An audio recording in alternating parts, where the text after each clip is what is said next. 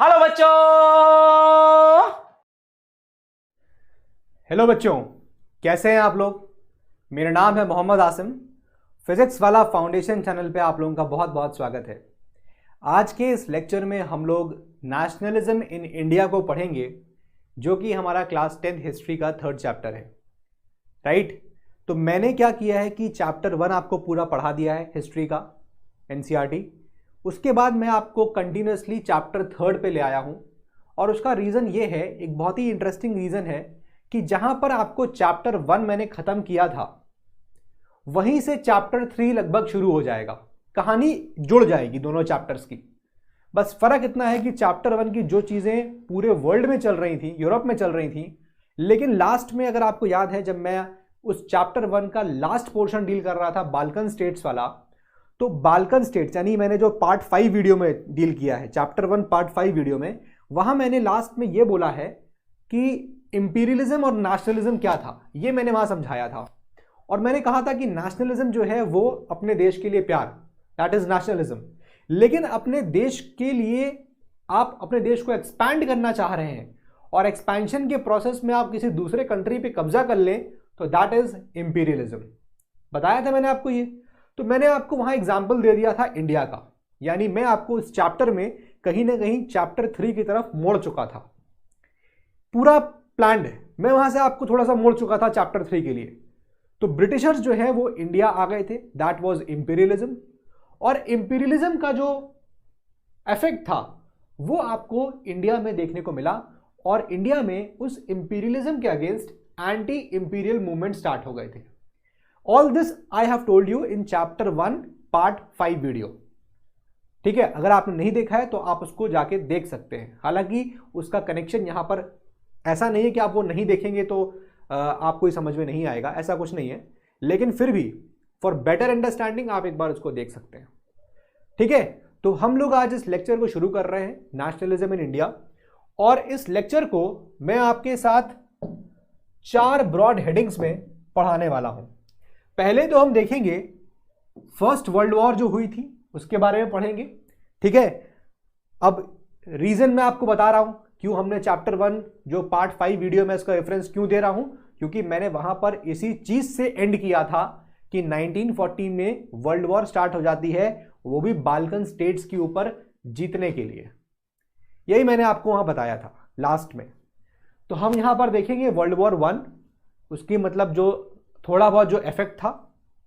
खिलाफत मूवमेंट को हम लोग पढ़ेंगे कि खिलाफत मूवमेंट क्या है, और फिर हम लोग नॉन कोऑपरेशन मूवमेंट पे पढ़ेंगे। आपके एग्जाम के लिए नॉन कोऑपरेशन मूवमेंट बहुत इंपॉर्टेंट हो जाएगा, बहुत ज्यादा इंपॉर्टेंट है। रीजन ये है कि नॉन कोऑपरेशन मूवमेंट 1920 में शुरू हुआ था और अभी 2020 चल रहा है, तो इस मूवमेंट को 100 ईयर्स पूरे हुए हैं। इस वजह से आपके एग्जाम के लिए ये क्वेश्चन बहुत इंपॉर्टेंट हो जाता है। अच्छे से इसको पढ़िएगा मेरे साथ। ठीक है, एक बार जब हम ये सारे सिनारियोज को देख लेंगे, उसके बाद वी विल मूव टुवर्ड्स, हम देखेंगे कि पूरे कंट्री में कहां कहां और डिफरेंट डिफरेंट जगह पे किस किस तरीके के मूवमेंट्स चल रहे थे, उस चीज को हम यहां पर स्टडी करेंगे। And then we will move towards the civil disobedience movement. हालात ऐसे हो जाते हैं कि जो इंडियंस होते हैं, इंडियन सिविलियंस होते हैं, वो इंग्लिश को टोटली डिसोबे करने लगते हैं, तो वहीं से ये नाम आया है सिविल डिसोबीडियंस। बिल्कुल भी ओबे नहीं कर रहे थे। एंड लास्टली बाद में आखिरी में आते आते इंडियंस को ये फीलिंग आ जाती है, इंडिया के अंदर, इंडिया के लोगों के अंदर ये फीलिंग आती है, कौन सी? कलेक्टिव बिलोंगिंगनेस की, कलेक्टिव बिलोंगिंगनेस, कि हम लोग एक ही हैं। इस चीज का ये फीलिंग इंडिया के अंदर आ जाता है। ठीक है, ये पूरा जिस्ट रहेगा हमारे चैप्टर का। इस चैप्टर को हम इस तरह से टेकअप करना शुरू करेंगे। तो आज हम लोग फर्स्ट वर्ल्ड वॉर, खिलाफत मूवमेंट और नॉन कोऑपरेशन मूवमेंट के ऊपर बात करेंगे। अगेन मेरा तरीका वही रहेगा, सिंपल, मैं आपको ऑब्जेक्टिवली पॉइंट्स बता दूंगा और वही पॉइंट्स आपको बस एग्जाम में एक्सपैंड कर देने हैं। ठीक है, चलिए देखिए। अब यहां पर सबसे पहले मैं आपको यह बताता हूं कि जब यूरोप में नेशनलिज्म, मॉडर्न नेशनलिज्म आया यूरोप में, देखिएगा,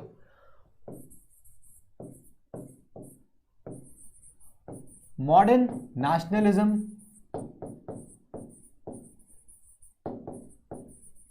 इन यूरोप। तो जब ये मॉडर्न नेशनलिज्म यूरोप में आ गया था तो बेसिकली वहां पर क्या क्या चेंजेस हुए थे उसको मैं आपको यहां पर बता दे रहा हूं। देखिए, पॉइंट नंबर ए, सबसे पहला चेंज जो वहां पर आपको देखने को मिला यूरोपियन नेशंस में जब नेशनलिज्म आया कि नेशन स्टेट बन गए थे। नेशन स्टेट्स, नेशन स्टेट का मतलब क्या होता है? अरे सिंपल सी भाषा, नेशन लिखा हुआ है, स्टेट तो पहले बोलते ही थे हर चीज को, तो एक स्टेट था जो एक देश बन गया था, नेशन स्टेट। ठीक है, एक मुझे क्वेरी भी आया था कि नेशन स्टेट और मॉडर्न नेशनलिज्म में या मॉडर्न नेशन में क्या फर्क है। भैया नेशन स्टेट जो है वो सिंपली एक पहले स्टेट हुआ करते थे, वो नेशन बन गए। और मॉडर्न नेशन का मतलब क्या होता है कि आज के टाइम में जो हम कंट्रीज का नाम रखे हुए हैं मॉडर्न, ठीक है, कोई ज्यादा टिपिकल चीज नहीं है उसमें। तो जब नेशनलिज्म यूरोप में आया तो उसके बाद क्या क्या चेंजेस हो गए थे? पहला चेंजेस तो यह हुआ था कि वहां नेशन स्टेट बन गए थे। मैंने बताया जर्मनी बन गया था, इटली बन गया था, ब्रिटेन बन गया था। I told you these things जब मैं चैप्टर 1 डील कर रहा था आपके साथ। दूसरा जो चेंज आया वो ये कि लोगों को पीपल के अंदर अंडरस्टैंडिंग आई, लोगों के अंदर अंडरस्टैंडिंग आई। अब किस बात की अंडरस्टैंडिंग आई लोगों के अंदर? अब लोग ये समझने लगे कि हु दे वेयर, कि वो लोग कौन थे। ये चीज लोगों को समझ में आया कि भैया वो लोग कौन थे। और दूसरी बात जो लोगों को समझ में आई कि उनकी आइडेंटिटी क्या थी, उनकी आइडेंटिटी क्या है, उनकी पहचान क्या है।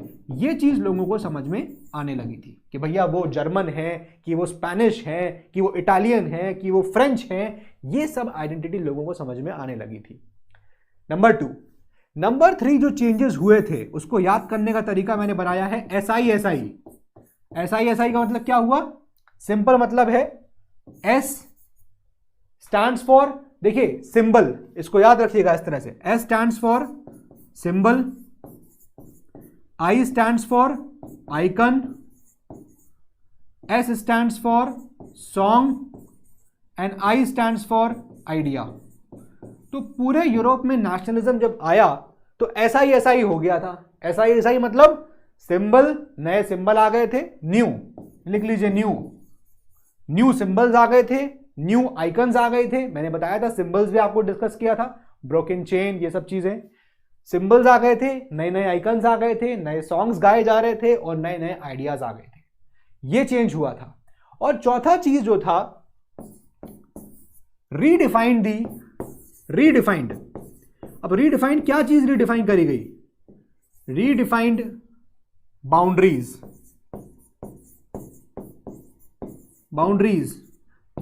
को यहां पर रीडिफाइन कर दिया गया था। कम्युनिटीज को, जो कम्युनिटीज थी उनकी बाउंड्री को यहां पर रीडिफाइन कर दिया गया था कि आपकी बाउंड्री ये इतनी होगी। तो यहां सवाल ये उठता है कि जो ये नेशनलिज्म आपको यूरोप में आया था, ये जो नेशनलिज्म आप देख रहे हैं जो ये यूरोप के अंदर आया है, ये चेंजेस, सवाल ये था कि ये नेशनलिज्म इंडिया में कैसे आया। ये नेशनलिज्म की फीलिंग, ये कॉन्शियसनेस इंडिया में कैसे पहुंची। ये सवाल जो है यहां पर एनसीईआरटी भी आपसे पूछेगा। ठीक है, पहले एनसीईआरटी आपको ये समझाता है, ये मैंने आपको पॉइंट्स भी निकाल के दे दिया, और फिर उसके बाद एनसीईआरटी कहेगा कि कैसे ये चीज जो कॉन्शियसनेस है नेशनलिज्म की वो इंडिया पहुंच जाती है। इस चीज को समझने के लिए मैं आपको थोड़ा सा यहां पर चीजें एक्स्ट्रा समझाऊंगा। मैं बता दे रहा हूं, जो चीज मैं एक्स्ट्रा समझा रहा हूं वो आपको याद करने की जरूरत नहीं है, बस आपको बेटर अंडरस्टैंडिंग हो सब्जेक्ट की, आपको ताकि हिस्ट्री याद ना करनी पड़े, इस वजह से मैं आपको बता रहा हूं। देखिए, मैं इंडिया की बात करूं तो इंडिया में यहां क्या हो रहा था? इंडिया का भाई बेसिकली नेशनलिज्म कैसे आया, सवाल यही है ना कि इंडिया में नेशनलिज्म की फीलिंग कैसे आई। तो इंडिया में बेसिकली क्या था कि यहां पर एंटी कोलोनियल मूवमेंट स्टार्ट हो गए थे। एंटी कोलोनियल मूवमेंट्स जो हैं वो शुरू हो गए थे। अब एंटी कोलोनियल मूवमेंट्स आपको याद हो क्या? यहां पर एंटी कोलोनियल मूवमेंट्स है, वही चीज याद करिए जब मैंने चैप्टर 1 पार्ट 5 पढ़ाया था उसका, कि बाल्कन स्टेट्स थे, बाल्कन स्टेट्स पे रिसोर्सेज बहुत ज्यादा थे, तो सारी यूरोपियन कंट्रीज की नजरें बाल्कन पे पहुंच गई कि बाल्कन को कब्जाना है। क्यों? क्योंकि रिसोर्सेज बहुत है वहां पर, और अगर रिसोर्सेज वहां बहुत हैं, हमने कब्जा लिया तो हम बहुत अमीर हो जाएंगे। ये काम करना शुरू किया गया, यानी इंपीरियलिज्म स्टार्ट हो गया। यूरोपियन कंट्रीज जो थे वो अपने आप को एक्सपैंड करने लग गए। तो उस एक्सपेंशन में ब्रिटेन जो था, ब्रिटिश इंग्लैंड, वो इंडिया आ गया। तो इंडिया में क्या हुआ, इंपीरियलिज्म आ गया। इंपीरियलिज्म आया तो इंडिया में उस इंपीरियलिज्म के खिलाफ क्या स्टार्ट हुआ, एंटी इंपीरियलिज्म मूवमेंट, राइट। इसको हम एंटी इंपीरियल मूवमेंट बोल दें या फिर एंटी कॉलोनियल मूवमेंट बोल दें, ये एक ही चीज होगा। क्यों, क्योंकि जब यहां ब्रिटिश इंडिया में आके बस जाता है तो बेसिकली इंडिया को उसने अपना एक कॉलोनी बना लिया था। कॉलोनी, भाई ब्रिटिशर्स कहां पर हैं, ब्रिटिशर्स तो यूरोप में है, ओरिजिनल घर उनका ब्रिटिश यूरोप है। लेकिन जब वो इंडिया पे भी कब्जा कर चुके हैं, यहां पर भी वो इंडिया को कंट्रोल कर रहे हैं, तो इस वजह से इंडिया उनकी एक कॉलोनी हो गई थी, ठीक है। और उस कॉलोनी को, ब्रिटेन को, इंग्लैंड को हटाने के लिए, खत्म करने के लिए एंटी कॉलोनियल मूवमेंट स्टार्ट होते हैं। और जब इंडिया के लोग इस एंटी कॉलोनियल मूवमेंट्स को लड़ते हैं, तो इन दी प्रोसेस, जब वो इसको लड़ रहे होते हैं एंटी कॉलोनियल मूवमेंट्स को, तो इन दी प्रोसेस रास्ते में वो लोग यूनिटी की खोज कर लेते हैं। लड़ते लड़ते उनको समझ में आता है कि यूनिटी क्या होती है, ठीक है। और दूसरा चीज उनको समझ में आता है कि वो सारे ही लोग जितने भी हैं, they all are getting oppressed, सबको यहां पर ऑप्रेस किया जा रहा है, सबको यहां पर सप्रेस किया जा रहा है। ये चीज यहां पर इंडियंस ने समझ ली थी। कब समझी, इन दी प्रोसेस, जब वो एंटी कॉलोनियल मूवमेंट्स लड़ रहे थे, तो नेशनलिज्म की खोज में, रास्ते में उन्होंने दो चीजों को पहचाना कि यूनिटी कितनी इंपॉर्टेंट है और ये कि सब लोग यहां पर सप्रेस्ड है, ऑप्रेस्ड है। अब एक बात बताइए मुझे, आप समझिएगा थोड़ा, यहां पर समझने वाली चीज ये है कि 1857 आपने सुना होगा ईयर, 1857 में हमारी फर्स्ट वॉर ऑफ इंडिपेंडेंस होती है, राइट। लेकिन मुझे आप ये बताइए, it is neither the first war nor the war of independence, still हम लोग उसको फर्स्ट वॉर ऑफ इंडिपेंडेंस क्यों कहते हैं? भाई ऐसा तो नहीं है कि पहली वॉर थी, उससे पहले भी आप देखिए बैटल ऑफ बक्सर हुई थी, बैटल ऑफ प्लासी हुई थी, एंग्लो मराठा वॉर्स हो रही थी, मराठा जो है वो भी ब्रिटिशर्स से लड़ रहे थे, हो रहा था ना, लड़ाइयां पहले भी हो रही थी। तो हम 1857 की वॉर को फर्स्ट वॉर ऑफ इंडिपेंडेंस क्यों बोल रहे हैं? फर्स्ट वॉर, ना ही वो पहली वॉर थी और ना ही हमको उस वॉर से इंडिपेंडेंस मिल पाई, फिर भी हम उसको फर्स्ट वॉर ऑफ इंडिपेंडेंस कहते हैं। रीजन बच्चों उसका यह है कि पहली बार 1857 में हम सारे इंडियंस को ये फीलिंग आई, हम सारे इंडियंस को ये फीलिंग आई कि यार ये ब्रिटिशर सबको मार रहे हैं, सबको। जब ब्रिटिशर्स बंगाल को मार रहे थे, लखनऊ हंस रहा था, अवध वॉज लाफिंग। जब अवध को मारा, कश्मीर वॉज लाफिंग। कश्मीर को मारा, हैदराबाद वॉज लाफिंग। हैदराबाद पिटा, मैसूर वॉज लाफिंग। मैसूर पिटा, मराठा वॉज लाफिंग। मराठा भी पिट गया। तो सब लोग 1857 में अपने गाल पे हाथ रखे हुए थे। तो पूछा, भैया क्या हुआ तुमको? बोले यार कि हमको मारा गया है। बोले तुमको भी मारा है? बोले हाँ यार हमको भी मारा है। कह रहे हमको भी मारा गया है। तो सब इंडिया को पता लगा, उनको रियलाइज हुआ कि हम सब लोगों को मारा जा रहा है, हम सब लोगों को सप्रेस किया जा रहा है, ऑप्रेस किया जा रहा है। इस वजह से 1857 की वॉर में हम सब यूनाइट हो गए। तो एंटी कॉलोनियल मूवमेंट्स के टाइम पे, एंटी कॉलोनियल ब्रिटिश से लड़ते लड़ते हम लोगों को ये रियलाइज हुआ कि यूनिटी कितनी इंपॉर्टेंट है, यूनिटी क्या होती है, और हम लोगों को समझ में आया कि हम सब लोगों को यहां पर सप्रेस और ऑप्रेस किया जा रहा है। समझ में आया यहां पर? लेकिन इसके बाद भी, 1857 के बाद भी आप देखेंगे ओवर द इयर्स ऐसा नहीं था कि सारे लोग यूनाइट हो गए थे। स्टिल बहुत सारे सेक्शंस के लोग थे अभी भी जो अभी भी यूनाइटेड नहीं थे। वो अभी भी इन लोगों के आइडियोलॉजी को नहीं मानते थे और नहीं समझते थे। तो बेसिकली ये जो अलग अलग क्लास थे, ईच क्लास, ये जो अलग अलग क्लासेस हैं, ठीक है, या फिर जो अलग अलग ग्रुप्स हैं, इन सब लोगों का कुछ कुछ डिफरेंट यहां पर एक्सपीरियंसेस थे। सबके एक्सपीरियंसेस सेम तो रहे नहीं होंगे। अरे भाई हो सकता है सब ना पिटे हों, कुछ पिटने से बच गए हों। तो जो नहीं पिटे वो तो कहते थे नहीं नहीं कोई जरूरत नहीं है, ब्रिटिश बहुत अच्छे हैं, वो लोग यही कह रहे थे, है ना। तो कुछ लोग थे, कुछ ऐसे क्लासेस थे, कुछ ऐसे ग्रुप ऑफ लोग थे जिनके एक्सपीरियंसेस डिफरेंट थे, जो अलग तरीके से सोच रहे थे, और वो लोग बेसिकली उनका जो नोशन था फ्रीडम का, नेशनलिज्म का, वो अलग था। तो ऐसे सिनारियों में, इस तरह के सिनारियों में जहां पर कुछ लोग आपको अलग तरीके के मिल रहे थे और कुछ लोग थे जो समझ गए थे कि ब्रिटिशर सबको मार रहे हैं, तो यहां पर क्या हुआ, यहां सामने आती है कांग्रेस। और कांग्रेस जो है अंडर महात्मा गांधी, एमजी लिख रहा हूं मैं, कांग्रेस अंडर महात्मा गांधी क्या करती है, अब यहां पर वो लोग सारे लोगों को, ये सारे ग्रुप्स को, सारी क्लासेस को, सब लोगों को यहां पर क्या करते हैं, वो साथ लेके आते हैं, यूनाइट करते हैं अंडर वन मूवमेंट। एक मूवमेंट के अंदर उनको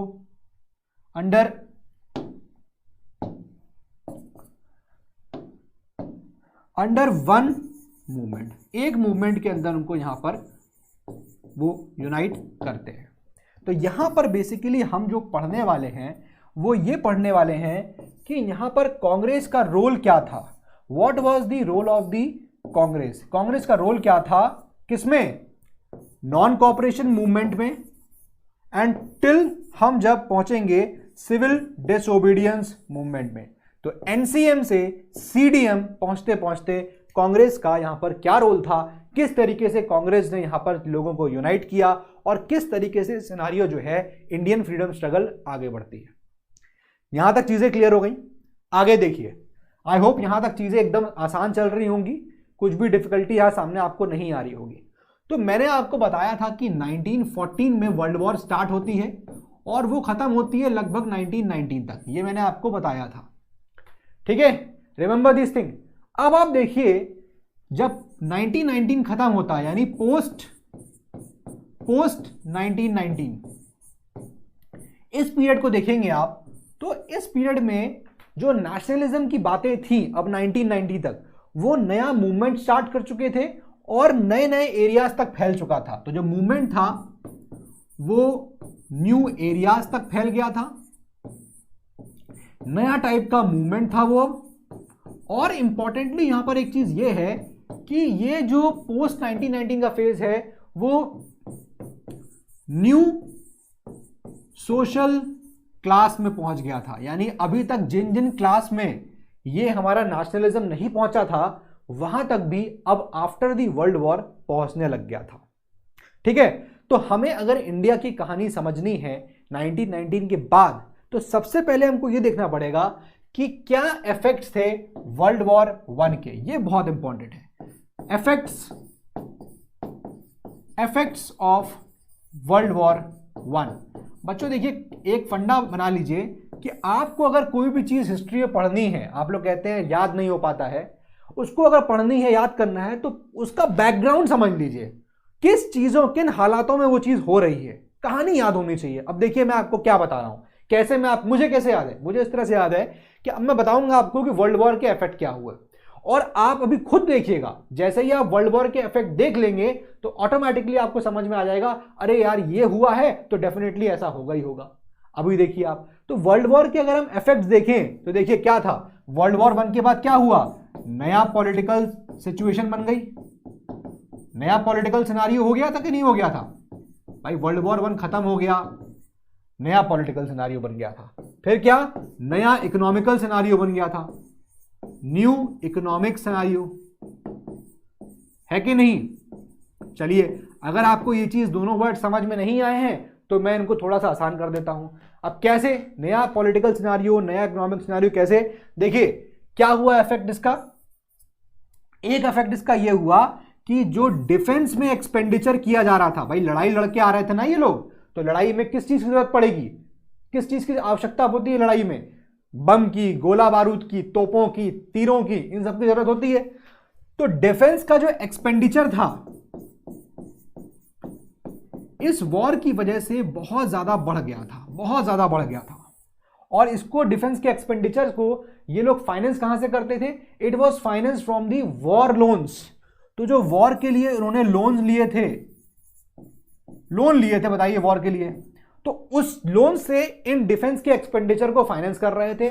और जो पैसा कम पड़ जाता था उसके लिए यहां पर ये लोग क्या कर रहे थे, ये लोग यहां पर देखिए कि टैक्सेस लगा रहे थे, टैक्सेस। और टैक्सेस में भी अगर आप देखेंगे तो बेसिकली एक तो यहां पर कस्टम ड्यूटीज की बात करें, कस्टम ड्यूटीज तो बहुत ज्यादा इंक्रीज कर दी गई थी, बहुत ज्यादा इंक्रीज हो गई थी। और दूसरी तरफ इन पहली बार आप देखेंगे तो इनकम टैक्स एक्ट को इंट्रोड्यूस कर दिया गया था, income tax, just a minute, yes. तो पहली बार जो है देखिए इनकम टैक्स एक्ट को यहां पर इंट्रोड्यूस किया गया था। ये बेसिकली यहां पर आपको एक तो इफेक्ट ये देखने को मिला वर्ल्ड वॉर 1 का कि डिफेंस के एक्सपेंडिचर बढ़ गए, जिसकी वजह से यहां पर टैक्सेस भी बढ़ गए थे, कस्टम ड्यूटीज बढ़ा दी गई थी और इनकम टैक्स एक्ट भी सामने आ गया था। तो ये एक ये चीज हो रही थी। उसके अलावा देखिए यहां पर क्या हुआ और क्या इफेक्ट देखने को मिल रहा है आपको, और इफेक्ट ये है कि फूड की शॉर्टेज हो गई।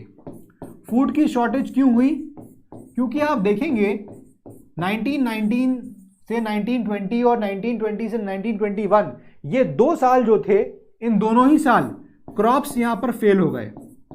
क्रॉप्स फेलियर आपको देखने को मिलेगा कि भैया क्रॉप्स तो फेल हो गए थे। अब अगर क्रॉप्स यहां पर फेल हो गए हैं तो क्या होगा, जब क्रॉप्स फेल हो गए, अनाज नहीं है, तो इसका इफेक्ट क्या होगा, फूड के प्राइसेस जो हैं वो कहां जाएंगे, ऊपर चले जाएंगे कि नहीं जाएंगे, फूड के प्राइसेस ऊपर चले गए। एक प्रॉब्लम ये थी। इन सब प्रॉब्लम्स के साथ एक बड़ी प्रॉब्लम एक और आ गई थी, और वो थी कि इसी साल 1919 में आपने सुना होगा, अभी भी कोरोना के टाइम में बार बार ये लोग कहते आ रहे थे कि 100 साल पहले भी ऐसी एक बीमारी आई थी। यस, तो 1919 के टाइम में हम जिस समय ये वर्ल्ड वॉर की बात कर रहे हैं इफेक्ट्स में, उस समय एपिडेमिक आ गया था, एपिडेमिक, जस्ट अ मिनट। तो उस समय क्या हो गया था, एपिडेमिक आ गया था। उस समय आपको देखेंगे बीमारी यहां पर फैल गई थी बुरी तरीके से, और इस बीमारी के फैलने की वजह से भी यहां पर बहुत ज्यादा दिक्कतें सामने आने लगी थी। तो इतना सबका इफेक्ट यहां बेसिकली इसका इफेक्ट देखने को क्या मिला, इफेक्ट देखने को क्या मिला, देखिए आउटकम क्या था इसका, आउटकम इसका 2 था। पहला, इकोनॉमिक हार्डशिप्स, इकोनॉमिक हार्डशिप्स, बहुत ज्यादा यहां पर दिक्कतें सामने आने लगी। ये इसका पहला यहां पर आउटकम था। समझ रहे हैं आप, इतनी सारी प्रॉब्लम्स होंगी तो डेफिनेटली कुछ ना कुछ यहां तो प्रॉब्लम आने वाली है। तो पहला प्रॉब्लम था, आउटकम था इकोनॉमिक हार्डशिप्स। और दूसरा जो यहां पर आउटकम था, बहुत इंपॉर्टेंट है, आपके एनसीईआरटी में ये वर्ड यूज किया गया है, फोर्स्ड रिक्रूटमेंट। यहां पर इस वर्ल्ड वॉर के बाद फोर्स करके रिक्रूटमेंट कराया गया। कहां पर फोर्स करके रिक्रूटमेंट कराया गया कि आर्मी में, मतलब हर घर से यहां पर कहा गया, फोर्स किया गया कि आपको आर्मी को ज्वाइन करना ही है, क्योंकि वर्ल्ड वॉर 1 हो चुकी थी। अब वहां पावर दिखाने की बात थी, तो लोग चाहिए थे, सैनिक चाहिए थे, तो यहां पर फोर्स करके रिक्रूटमेंट किया गया था। यह चीज यहां पर प्रॉब्लम थी कि सप्लाई किया गया था सोल्जर्स का बेसिकली सप्लाई हुआ था। और कहां से सोल्जर सप्लाई हुए थे, लेकिन कहां से अब सप्लाई हुए थे, रूरल एरियाज से, रूरल ग्रामीण इलाकों से। आपको यह दिखेगा कि लोग यहां से सप्लाई किए गए थे। ठीक है, तो लोगों को लगा कि यार जब ये वर्ल्ड वॉर खत्म हो जाएगी तो हमारी जितने भी इकोनॉमिक प्रॉब्लम्स हैं ये सब प्रॉब्लम्स खत्म हो जाएंगे, लोगों को ऐसा फील हुआ। लेकिन ऐसा कुछ नहीं हो पाया, और जब ऐसा नहीं हो पाया तो इस सिनारियो में यहां पर एक बहुत ही इंपॉर्टेंट आदमी की एंट्री होती है इतिहास में, और इनका नाम है महात्मा गांधी। ठीक है, ये क्लियर हो गया। लोगों को लग रहा था कि यार वर्ल्ड वॉर खत्म होगा जब, तो हमारी सारी इकोनॉमिक हार्डशिप्स जो है वो ठीक हो जाएंगी, खत्म हो जाएंगी, और ये फोर्स रिक्रूटमेंट जो चला आ रहा है ये भी यहां करना बंद कर देंगे जैसे ही वर्ल्ड वॉर खत्म होगी। लेकिन ऐसा कुछ भी नहीं हुआ, और जब ऐसा नहीं हुआ तो अब यहां लोगों को इग्नाइट करने के लिए, लोगों को लीडरशिप देने के लिए बेसिकली यहां पर महात्मा गांधी जी की एंट्री होती है। लीडरशिप, यहां तक पॉइंट क्लियर है? ठीक है, अब देखिए आगे। तो बेसिकली क्या हुआ, अगर हम देखें तो गांधी जी की बात करें, गांधी जी ना, Gandhi ji he was by caste a trader, by religion a Hindu, and his ancestors, his immediate ancestors जो थे वो प्रिंसली स्टेट्स के प्राइम मिनिस्टर थे। ठीक है, तो आप देखेंगे कि जो महात्मा गांधी है by caste he was a trader. ठीक है, अब इसको मैं लिख नहीं रहा हूं, by caste he was a trader, by religion he was a Hindu, और उसके जो इमीडिएट एंसेस्टर्स थे गांधी जी के वो प्रिंसली स्टेट्स होते थे हमारे कंट्री में, छोटे छोटे स्टेट्स होते थे। ठीक है, 545 कुछ स्टेट्स थे ऐसे, 545 555, उन प्रिंसली स्टेट्स के कुछ कुछ उसके जो एंसेस्टर्स है वो प्राइम मिनिस्टर हुआ रह चुके थे। ये गांधी जी का यहाँ पर मतलब छोटा सा इंट्रोडक्शन है। ठीक है, ये चीज आप याद रखिएगा। अब जब गांधी जी आते हैं पिक्चर में तो यहां पर वो क्या करते हैं, सबसे पहली चीज तो उनके बारे में आपको याद रखना है कि ही रिटर्न्स टू इंडिया। कब वापस आए वो? 1915 में। और ये वापस कहां से आए थे? ये वापस आए थे साउथ अफ्रीका से। और साउथ अफ्रीका में क्या हुआ था, इन्होंने क्या किया था, वहां पर ये रेसिस्ट की जो लड़ाई चल रही थी, रेसिस्ट की, व्हाइट्स एंड दी ब्लैक्स, इस लड़ाई को वो सक्सेसफुली जीत के आ रहे थे। सक्सेसफुली इस लड़ाई को उन्होंने जीता था। और जो तरीका उन्होंने अपनाया था इस रेसिस्ट की लड़ाई के लिए उसको बोलते हैं हम लोग मास एजिटेशन।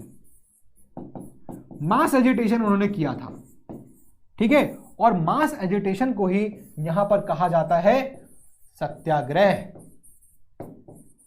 यह गांधी जी का यहां पर एक बहुत ही इंपॉर्टेंट वेपन था कि वो इस वेपन की मदद से वो सबको हरा रहे थे। सत्याग्रह के बेसिकली यहां पर दो ट्विन प्रिंसिपल्स, सत्याग्रह के दो प्रिंसिपल्स। क्या क्या प्रिंसिपल्स हैं सत्याग्रह के? पहला प्रिंसिपल आपको मिलेगा ट्रुथ, सच्चाई, और दूसरा मिलेगा नॉन वायलेंस। गांधी जी का यह कहना था कि भैया आप सत्याग्रह करो, यू शुड बी अ सत्याग्रही, सच बोलो और नॉन वायलेंस, अहिंसा, लड़ो नहीं, खून खराबे की जरूरत नहीं है। अगर आप सच्चाई के लिए लड़ रहे हैं तो कोई जरूरत नहीं है कि आपको खून खराबा करना पड़े, अपने आप सच्चाई जो है वो जीतेगी ही जीतेगी। ये गांधी जी का साफ साफ कहना था। गांधी जी कोई भी इस चीज में वो हिंसावादी थे ही नहीं, उनको लड़ाइयां पसंद नहीं थी, खून खराबा पसंद नहीं था। ही वॉज अ सत्याग्रही। ठीक है, वो कहते थे कि truth was itself a manifestation of God on earth. वो कहते हैं सच्चाई जो है वो खुद अपने आप में ईश्वर की एक परछाई है, मैनिफेस्टेशन है अर्थ के ऊपर। इतना कुछ बड़ा वो ट्रुथ को मानते थे।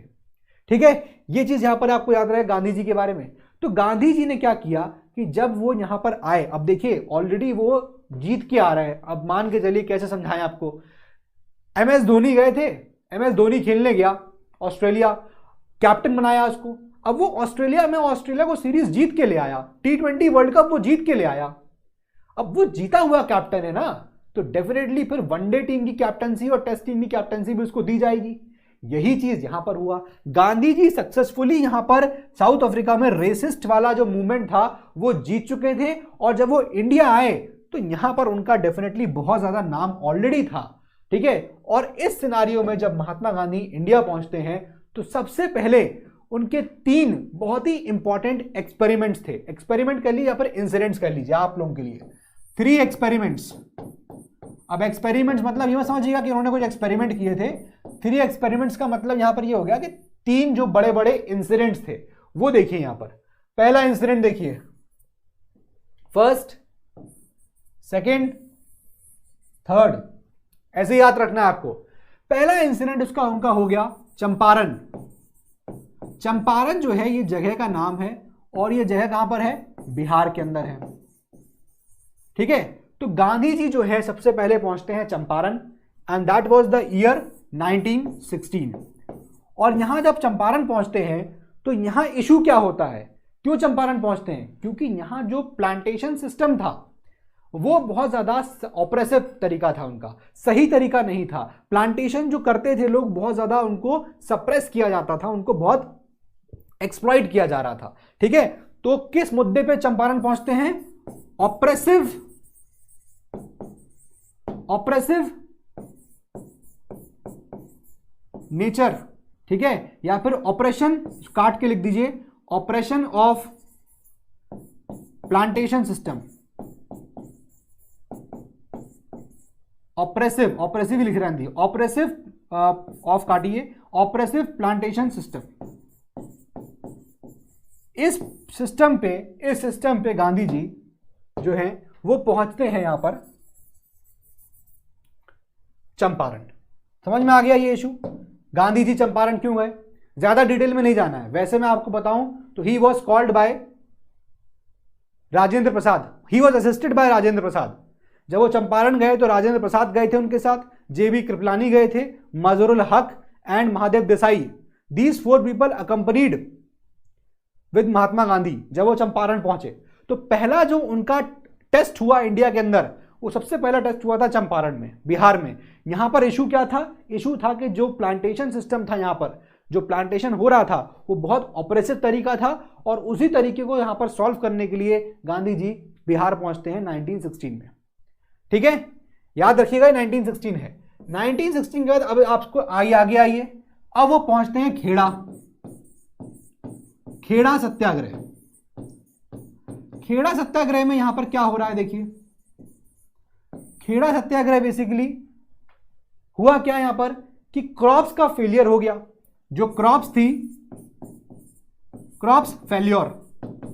अब क्रॉप्स फेल हो जाएंगी तो क्या होगा उससे कि जो लैंड रेवेन्यू यहां पर किसान को देना पड़ता था, लैंड रेवेन्यू, वो लैंड रेवेन्यू नहीं दे पाया वो, क्योंकि क्रॉप्स फेल हो गई। क्रॉप्स फेल हो गई इसका मतलब यह है कि पैसे नहीं थे उसके पास, या फिर मान लो क्रॉप्स में अगर मान लो देता भी था, अनाज भी देता था अगर ब्रिटिशर्स को, तो अनाज ही नहीं था देने के लिए।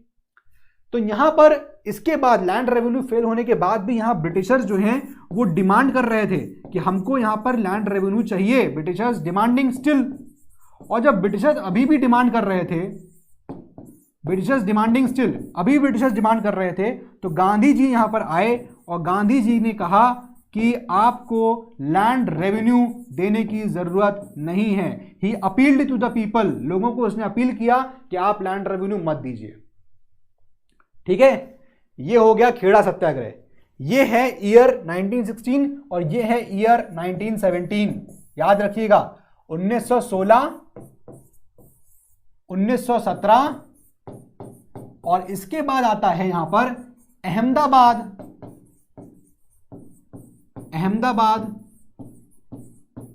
मिल स्ट्राइक, और ये हुआ था यहां पर इन द ईयर 1918। तो ये ईयर याद रखिएगा, एक एक के बाद है, 16, 17, 18।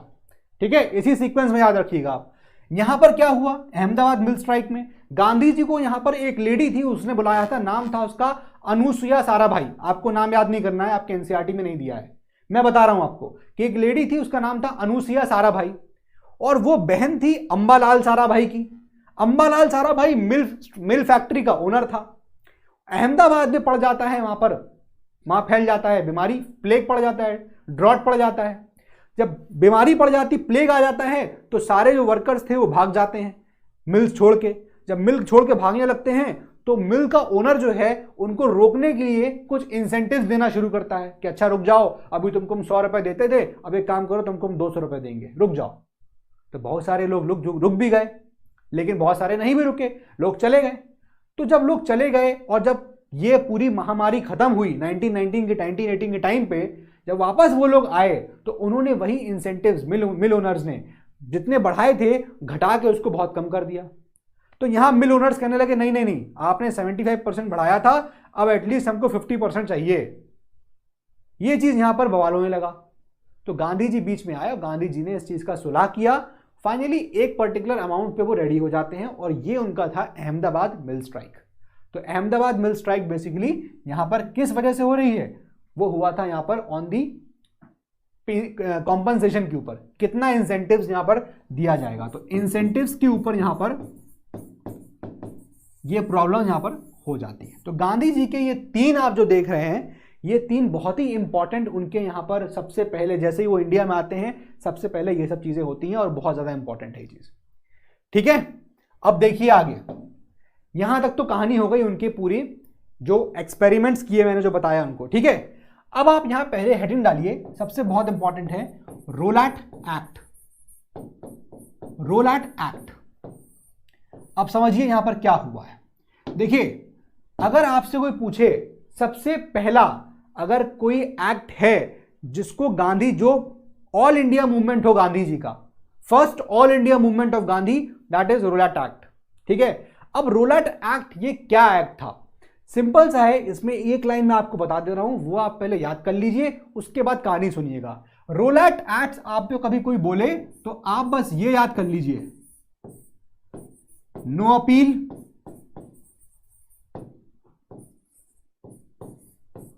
नो वकील, सॉरी नो अपील,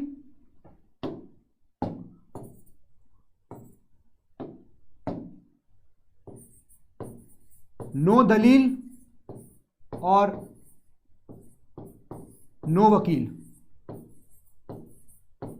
क्या मतलब है इसका? यह है पूरा रोलैट एक्ट। रोलैट एक्ट का मतलब यहां पर क्या था? देखिए, हुआ क्या था कि 18 का टाइम था, 1918 में इंडिया में बहुत सारी रिवॉल्यूशनरी एक्टिविटीज हो रही थी। इंडिया में बहुत सारी रिवॉल्यूशनरी एक्टिविटीज हो रही थी। ठीक है, अब ये एक्टिविटीज को चेक करने के लिए ब्रिटिशर्स ने क्या किया, उन्होंने एक कमेटी बनाई under Sydney Rowlatt, sorry sedition committee, गलत बता दिया मैंने आपको, सॉरी। तो यहां पर उन्होंने कमेटी बनाई जिसको हम लोग बोलते हैं सेडिशन कमेटी। ठीक है, सेडिशन कमेटी उन्होंने बनाई, और ये जो सेडिशन कमेटी थी, it was headed by Sydney Rowlatt.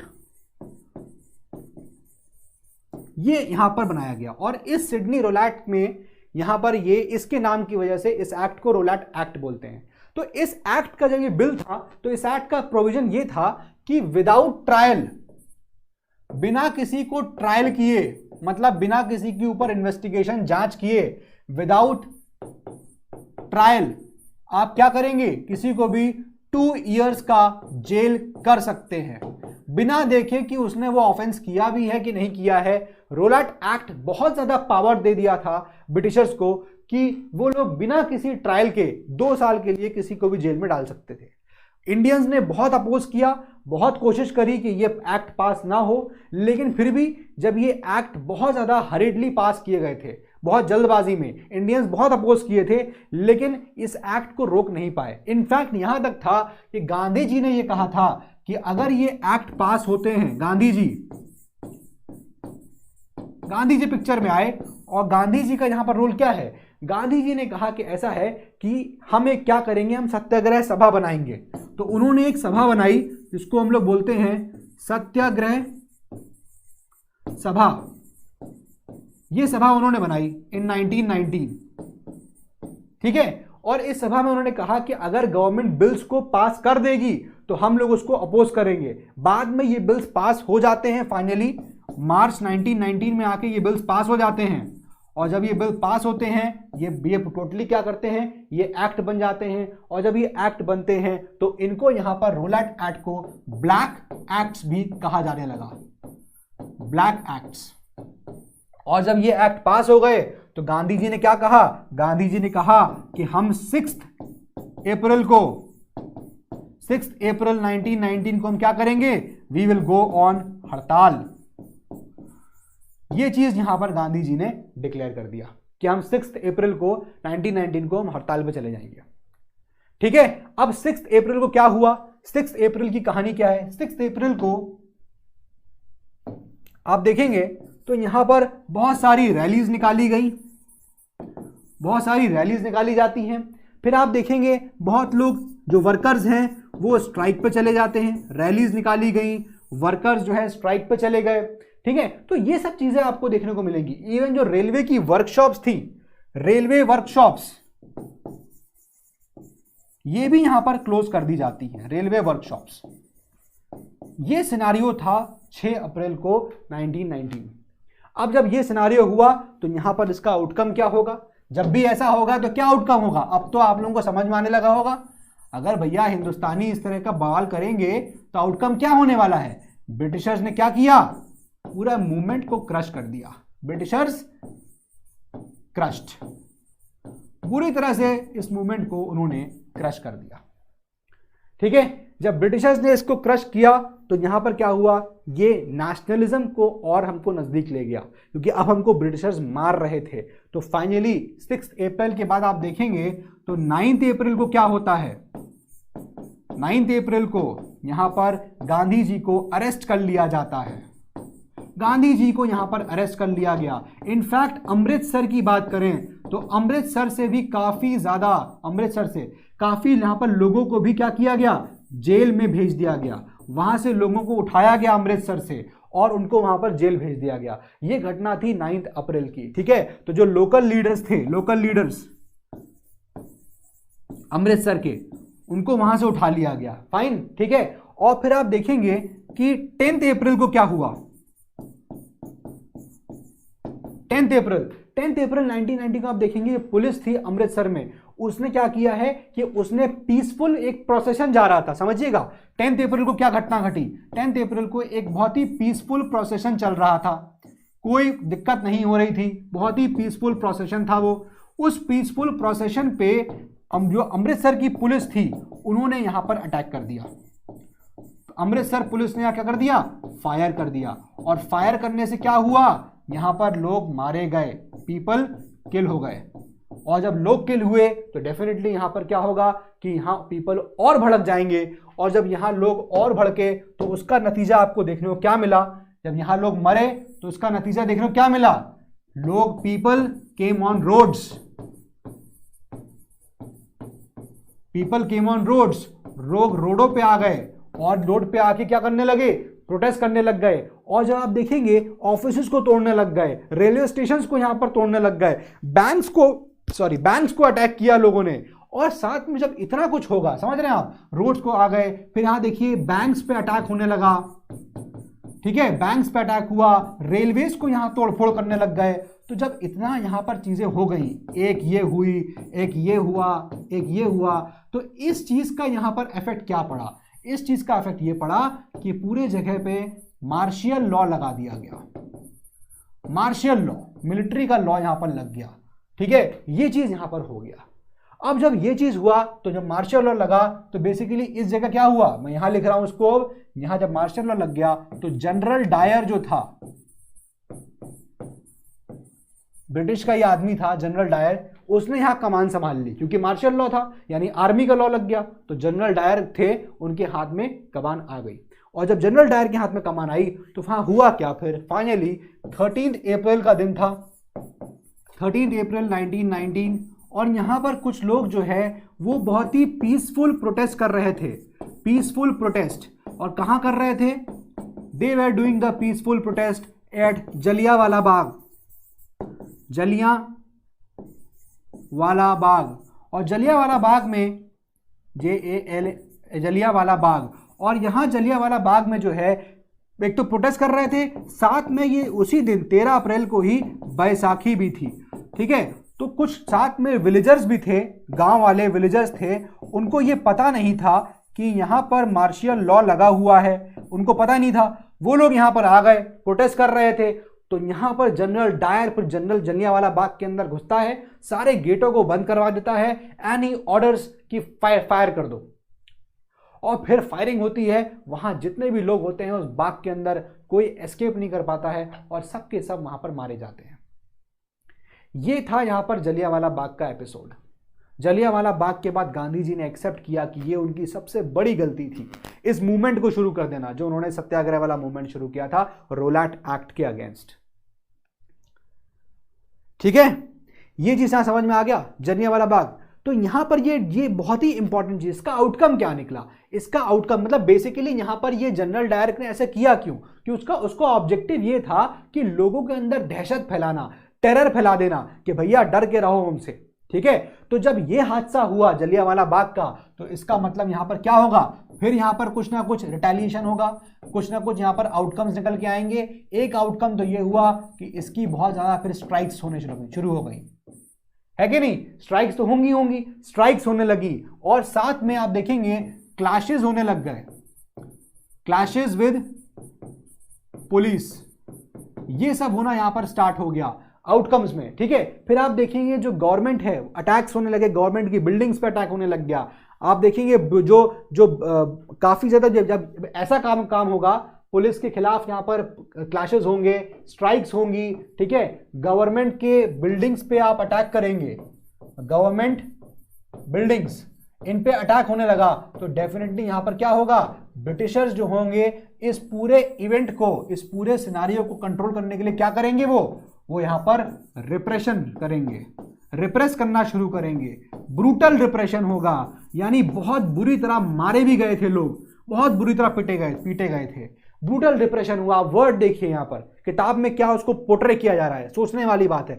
Brutal repression हुआ, ठीक है। लोगों को ह्यूमिलेट किया गया, बहुत ज्यादा मारा गया, ह्यूमिलेशन बहुत ज्यादा था, ठीक है। सत्याग्रही जो थे उनको यहां पर मतलब नाक रगड़ाई गई थी रोडों पे, नाक, ये हुआ था, रियल इवेंट है कि जहां पर नाक भी रगड़ने को कहा गया था, ठीक है। उनको क्रॉल करने को कहा गया था, जमीन पे वो क्रॉल कर करके वो लोग चल रहे थे। ये सारी चीजें यहां पर हुई थी, ठीक है। अब इस सिनेरियो में आप देखिए गांधी जी ने क्या किया कि अपने इस पर्टिकुलर जो मूवमेंट उनका चल रहा था उसको उन्होंने यहां पर कॉल ऑफ कर दिया।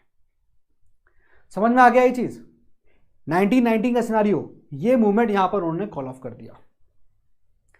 तो ये अपना हो गया रोला टाइट पूरा, और मैंने इसी के साथ आपको जलियांवाला बाग भी यहां पर एक्सप्लेन कर दिया। अब हम एक हेडिंग आप और डालिए और अब समझते हैं हम लोग कि ये खिलाफत इशू क्या है। खिलाफत, आई होप यहां तक कहानी क्लियर है। खिलाफत इशू क्या है यहां पर समझिए जरा, कि अब क्या हुआ कि खिलाफत बेसिकली यहां पर हुआ क्या, फर्स्ट वर्ल्ड वॉर एंड हुआ, फर्स्ट वर्ल्ड वॉर एंड हो गया।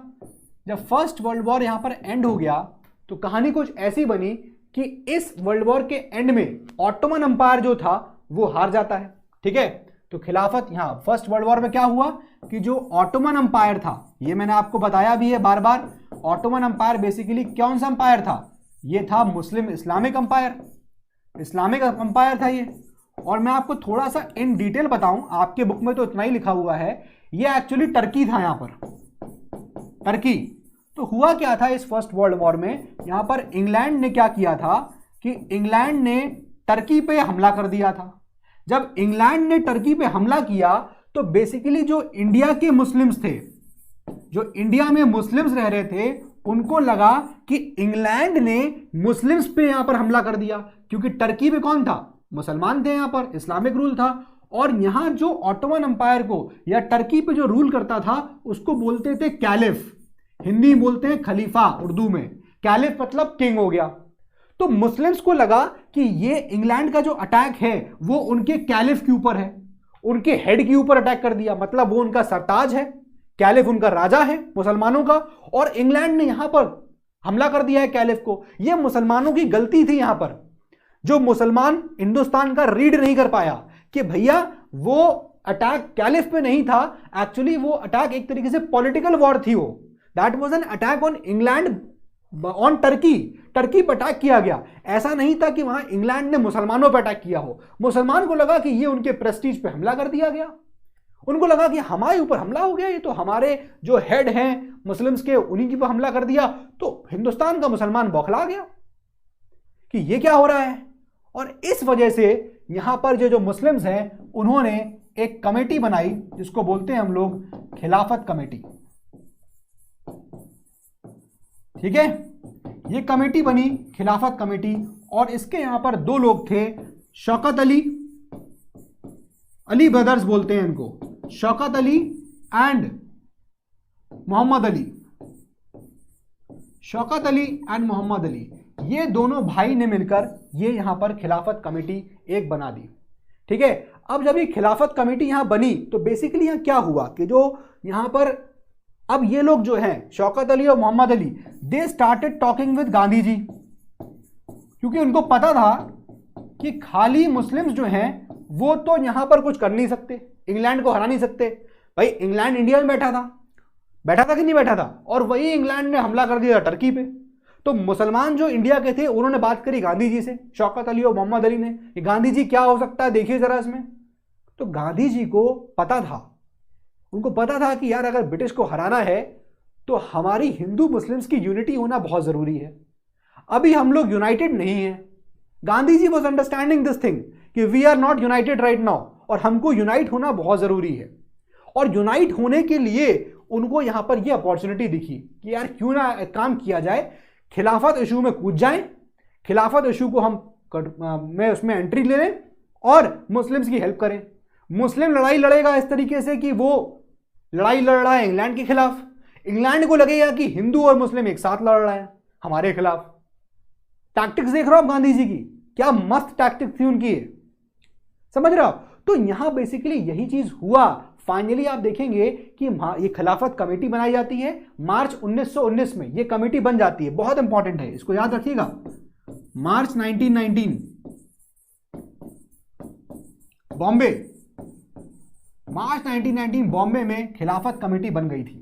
और जब खिलाफत कमेटी यहां बन जाती है, फाइनली आप देखिए गांधी जी को ये एक तरीके से अपॉर्चुनिटी दिखती है, अपॉर्चुनिटी कि यार ये बहुत अच्छा ऑप्शन है कि अपॉर्चुनिटी काहे की कि हम हिंदू और मुस्लिम्स को मिला सकते हैं। ये उनको यहां पर अपॉर्चुनिटी देखने को मिली, ठीक है, ये चीज याद रखिएगा, ये उनको यहां अपॉर्चुनिटी देखने को मिली।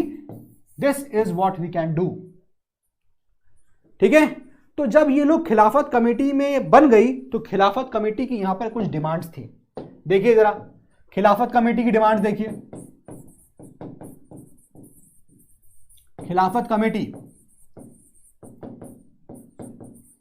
अब खिलाफत कमेटी की यहां 3 डिमांड्स थी, याद कर लीजिएगा। नंबर 1, पहली डिमांड क्या थी उनकी खिलाफत कमेटी की कि कैलिफ जो है जिस पे आपने हमला किया है, ही मस्ट रिटेन मुस्लिम डोमिहोली प्लेसेस। तो जो कैलिफ है जिस पे आपने हमला किया है, मस्ट रिटेन, उसको वो जगह मिलनी चाहिए, रिटेन मुस्लिम होली प्लेसेस। तो जो मुसलमानों की होली प्लेसेस है उन पे कैलिफ का ही कब्जा हो, कंट्रोल हो। ये पहली डिमांड थी खिलाफत कमेटी की, ठीक है। दूसरा पॉइंट देखिए, दूसरा पॉइंट क्या बोला ना, दूसरा पॉइंट कहा कि जो टेरिटरीज इस लड़ाई से पहले थी, यानी जो लड़ाई इंग्लैंड ने टर्की पे हमला करके शुरू करी, तो जो टेरिटरीज हमारे पास थी वो हमको वापस लौटाई जाए। तो हमको प्री वॉर टेरिटरीज चाहिए, प्री वॉर टेरिटरीज मतलब जो टेरिटरी हमारे पास लड़ाई से पहले थी वो हमको वापस की जाए। ये खिलाफत कमेटी की डिमांड थी, ठीक है। और सी डिमांड थी कि सऊदी अरेबिया, इराक, सीरिया और Palestine, Saudi Arabia, Iraq, Syria और पैलेस्टीन, इन सबको, ये सब जो है ये नॉन मुस्लिम्स को नहीं दिए जाएंगे। ये बोला गया not to be given to non Muslims. अब याद रखिएगा मैंने आपको यहां पर ये चीजें बता दी कि खिलाफत कमेटी की डिमांड क्या थी। बुक में आपको 1-2 लाइन में मिलेगा, तीनों पॉइंट्स नहीं मिलेंगे हो सकता हो लेकिन मिल जाएं, लेकिन तीनों ये इंपॉर्टेंट है खिलाफत कमेटी की क्या क्या डिमांड्स थी। खिलाफत कमेटी ने डिमांड किया। अब जब खिलाफत कमेटी ने डिमांड किया तो बेसिकली आपको क्या दिख रहा है, खिलाफत कमेटी का ये जो मूवमेंट था ये एक तो पैन इस्लामिक मूवमेंट हो गया कि नहीं हो गया। नाम देखिए आप, पैन इस्लामिक, यानी पूरे इंडिया में मुस्लिम्स का ये एक तरीके से मूवमेंट हो गया। मुस्लिम यानी मुसलमान जो था मुस्लिम, वो इसको लड़ रहा था अगेंस्ट जो अटैक कैलिफ पे हुआ है, अगेंस्ट अटैक ऑन कैलिफ, वो उसको इस तरह से लड़ रहा था। जबकि गांधी जी के लिए जो खिलाफत कमेटी थी, कैलिफ का जो मूवमेंट हुआ था गांधी जी के लिए, उन्होंने देखा कि यार ये तो एक अपॉर्चुनिटी है कि हम लड़ेंगे अगेंस्ट ब्रिटिशर्स। और ब्रिटिशर्स को क्या लग रहा था देखने में, ब्रिटिशर्स को लग रहा था यार मुस्लिम और हिंदू एक साथ लड़ने आ गए हैं। समझ रहे हैं आप चीज को, ये था यहां पर खिलाफत इशू। और आप फाइनली देखेंगे कि जब ये खिलाफत इशू शुरू होता है तो महात्मा गांधी जी को पूरी बागडोर दे दी जाती है कि ठीक है भैया आप जो है इस मूवमेंट को आगे चलाइए पूरी तरह से। तो महात्मा गांधी ने इस खिलाफत का मूवमेंट को सपोर्ट भी किया था। कभी कभी इस चीज को पूछा जाता है कि क्या महात्मा गांधी ने खिलाफत कमेटी, खिलाफत मूवमेंट को सपोर्ट किया था, तो यस ही सपोर्टेड खिलाफत मूवमेंट। और फिर महात्मा गांधी ने क्या कहा, महात्मा गांधी ने कहा ठीक है खिलाफत मूवमेंट शुरू कर रहे हैं। और उन्होंने कहा, इलाहाबाद में खिलाफत कमेटी का एक सेशन हुआ था 1920 में, देखिए खिलाफत मूवमेंट या खिलाफत कमेटी देख लीजिए। अब खिलाफत कमेटी, इसका यहां पर एक सेशन हुआ था इलाहाबाद में, और इस सेशन में यहां जो बागडोर है खिलाफत कमेटी की, वो पूरी तरीके से यहां पर गांधी जी को दे दी गई और उनसे कहा गया गांधी जी से कि आप नॉन कॉपरेशन मूवमेंट स्टार्ट करिए, नॉन कॉपरेशन मूवमेंट स्टार्ट करिए। अभी यहां पर किया नहीं किया, याद रखिएगा। गांधी जी को यहां बागडोर दे दी गई थी कि भैया आप यहां नॉन कॉपरेशन मूवमेंट स्टार्ट कर दीजिए। तो नॉन कॉपरेशन मूवमेंट मतलब क्या हुआ, नाम से पता चल रहा है, नॉन कॉपरेशन, हम लोग ब्रिटिशर्स के साथ कॉपरेट करेंगे ही नहीं। ठीक है, तो व्हाट गांधी जी सेड, गांधी जी ने कहा कि ठीक है एक काम करते हैं कि हम लोग, गांधी जी सेड कि हम लोग क्या करेंगे, हम लोग स्ट्राइक करेंगे। और स्ट्राइक की डेट उन्होंने क्या बोली, 1 अगस्त। उन्होंने कहा कि 1 अगस्त 1920 लिख लीजिए। उन्होंने कहा 1 अगस्त 1920 को हम क्या करेंगे, स्ट्राइक करेंगे। और ये दिन जब आया 1 अगस्त 1920, तो ये अपने आप में बहुत सक्सेसफुल दिन निकल गया। क्यों, क्योंकि उन्होंने ये तो कहा ही था कि हम एक स्ट्राइक करेंगे, और साथ में इसी दिन बाल गंगाधर तिलक की डेथ भी हो गई थी, तिलक डाइड। तो भैया तिलक के सपोर्ट में लोग निकल आए बाहर, क्योंकि वो उनकी डेथ हो गई थी तिलक की, बाल गंगाधर तिलक की। इस वजह से ये मूवमेंट, ये स्ट्राइक और बड़ा सक्सेस हो गया।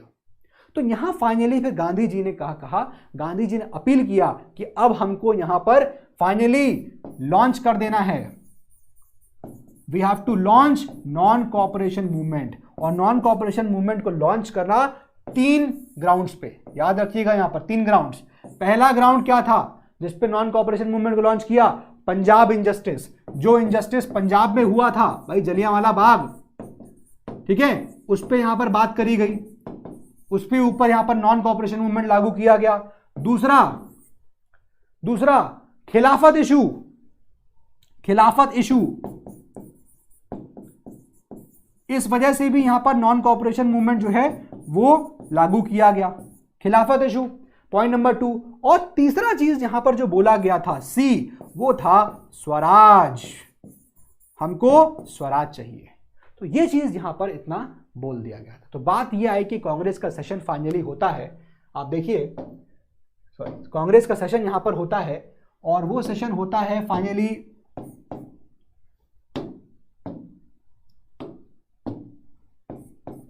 सितंबर में, सितंबर 1920 में सेशन होता है कांग्रेस का।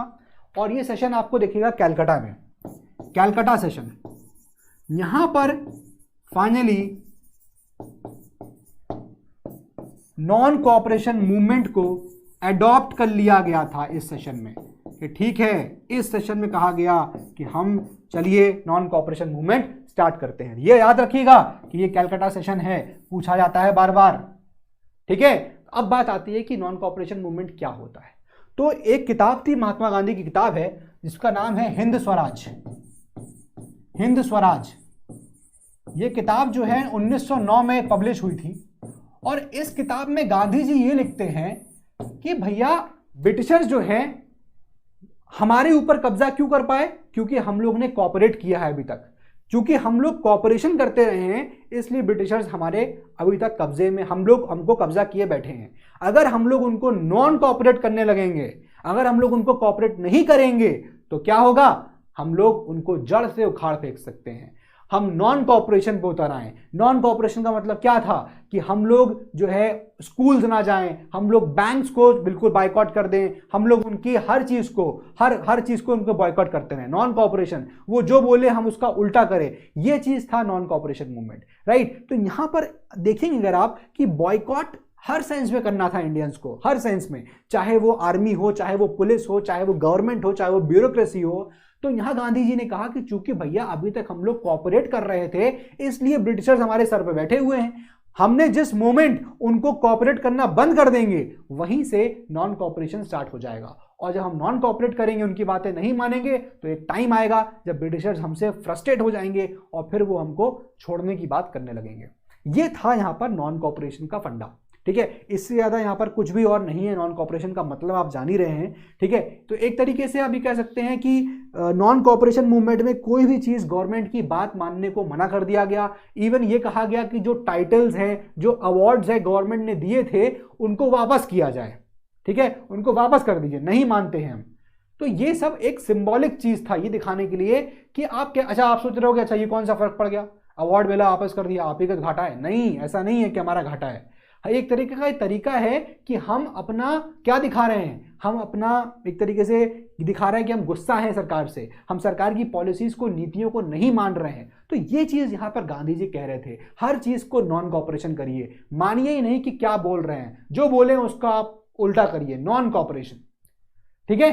तो ये हमारा यहाँ पर टोटल पूरा फर्स्ट पार्ट था जो मैंने आपको यहाँ पर समझाया, ठीक है। याद रखिएगा, ये है पूरा पोर्शन। अब हम जब नेक्स्ट लेक्चर शुरू करेंगे तो उसमें हम लोग अलग अलग जो एरियाज में रिवॉल्यूशंस हो रहे थे उसको यहाँ पर डिस्कस करेंगे, ठीक है।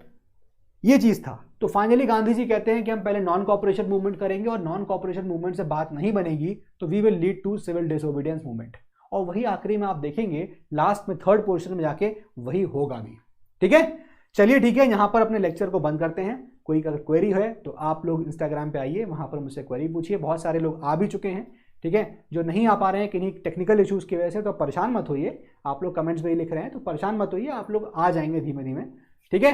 चलिए ठीक है, फिर अगले लेक्चर में मिलते हैं। ओके बाय, टेक केयर, पढ़ाई करते रहें। All the very best.